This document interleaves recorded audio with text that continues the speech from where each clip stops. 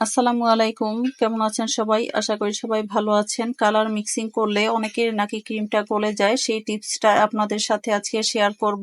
Colour mixing করলে cream একদমই গলে যাবে না। মাত্র দুটি কালার দিয়ে এই কালারটা কিভাবে এনেছি এই আইডিয়াটাও আপনাদের সাথে শেয়ার করব। তো চলুন ভিডিওটা শুরু করি। আজকে আপনাদের সাথে যে কালারের ভিডিওটা শেয়ার করব সেই কালারটা না খুবই সহজ। প্রথমে আমি এখানে রেড ফুড কালার দিয়ে দিব, আর এটা আমি টান্স ব্র্যান্ডের কালারটা ব্যবহার করেছি।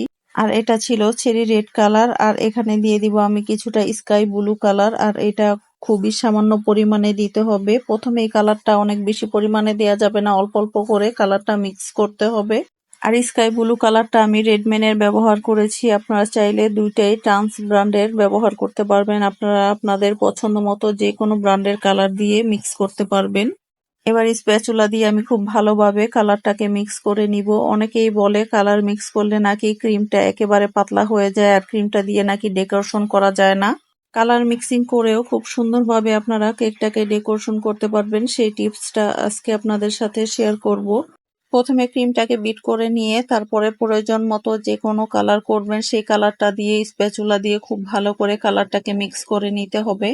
আমি যেই কালারটা করব সেই কালারটা করতে কিন্তু আমার আরো কিছুটা কালার লাগবে। আমি আগে একবারে বেশি করে কালার দিব না, অল্প অল্প করে কালার দিয়ে ক্রিমটাকে খুব ভালো করে মিক্স করে নিব। আর এখন যে কালারটা এসেছে এই কালারটা একদম হালকা, আমার আরো গাঢ় কালার প্রয়োজন। এর জন্য আমি আরো কিছুটা কালার দিয়ে কালারটা আরো বেশি গাঢ় করে নিব। এর জন্য আমি আরো কিছুটা রেড কালার দিয়ে দিব। আর এই কালারটা আনার জন্য কিন্তু রেড কালারের পরিমাণটা একটু বেশি লাগে। আর স্কাই ব্লু কালারটাও কিন্তু আমি অল্প অল্প করে দিয়ে মিশিয়ে নিচ্ছি। এই কাজটা অল্প অল্প করে দিয়ে মেশাতে হবে, বেশি দিলে কিন্তু কালারটা নষ্ট হয়ে যেতে পারে। নষ্ট হয়ে যাওয়া বলতে মানে আপনি যেই কালারটা চাচ্ছেন সেই কালারটা না হয়ে অন্য একটা কালার চলে আসবে। এর জন্য আপনি অল্প অল্প করে কালার দিয়ে আপনার পরিমাণ মতো কালারটা মিক্স হয় কিনা সেটা দেখে আবার কালার মিশাবেন।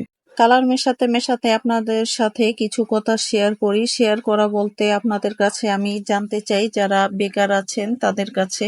আমরা যারা কেক বানাই তারা সবাই জানি 2 ডিমে 1 পাউন্ড কেক হয়। তো ফেসবুকে একটা পোস্ট দেখেছি, পোস্টে লেখা আছে যে 1 ডিমে নাকি 1 পাউন্ড কেক হয়। তো এই বিষয়টা নিয়ে অনেকে অনেক রকম কমেন্ট করছে। তো আমার জানার বিষয়টা হচ্ছে যে 1 ডিমে কিভাবে 1 পাউন্ড কেক হয় আমার আসলে জানা নেই। কারো জানা থাকলে অবশ্যই কমেন্ট করে জানাবেন।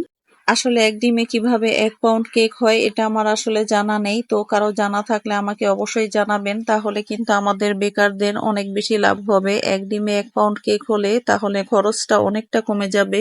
আর আমরা যারা কেক সেল করি তারা তো অনেক বেশি লাভবান হতে পারবো, বলতে গেলে কোটিপতি হতে পারবো। কথা বলতে বলতে আমি যেই কালারটা চাচ্ছিলাম ঠিক সেই কালারটাই আমি করে নিয়েছি, অল্প অল্প করে কালার মিক্সিং করে। আর দেখতেই পাচ্ছেন ক্রিমটা কিন্তু একদমই গলে যায়নি, এখনো স্টিফ আছে। আর এই ক্রিমটা দিয়ে কিন্তু আমি সাথে সাথে কেকটা ডেকোরেশন করে নিব। আপনাদের কাছে যদি একটু পাতলা মনে হয় তাহলে 10 থেকে 15 মিনিট নর্মাল ফ্রিজে রেখে একটু স্টিফ করে তারপরে কেকটা ডেকোরেশন করবেন।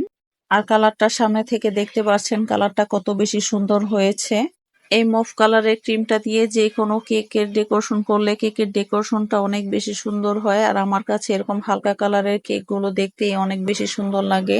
আমার এই কালারটা কেমন লেগেছে অবশ্যই কমেন্ট করে জানাবেন। ভিডিওটি ভালো লাগলে লাইক কমেন্ট শেয়ার করে পাশেই থাকবেন। ধন্যবাদ সবাইকে। আসসালামু আলাইকুম।